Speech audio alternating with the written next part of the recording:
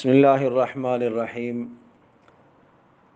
رسول اکرم صلی اللہ تعالیٰ علیہ وسلم مریض کی اعادت بھی فرمایا کرتے تھے اور مریض کو تسلی کے کلمات ارشاد فرماتے تھے، اور عام طور پر یہ جملہ کہا کرتے تھے، لا بأس طہور انشاء اللہ، کوئی بات نہیں، یہ بیماری اللہ نے چاہا تو آپ کے گناہوں کا کفارہ بنے گی۔ حضرت صلی اللہ علیہ وسلم کے اخلاق کا یہ حال تھا کہ مدینہ منورہ کے آخری کنارے پر بھی کوئی بیمار کیوں نہ ہو، آپ علیہ الصلوۃ والسلام اس کی اعادت کے لیے تشریف لے جایا کرتے تھے۔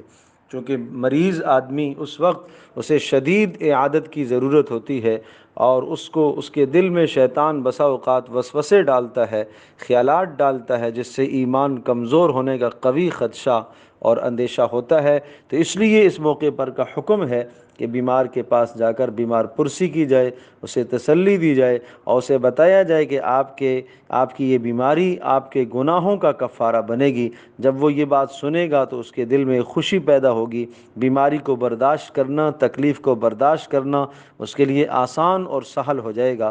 لیکن یہ عمل محض اللہ کی رضا کے لیے کیا جائے۔ اللہ پاک ہم سب کے لیے اس سنت پر عمل کرنا بھی آسان فرمائے۔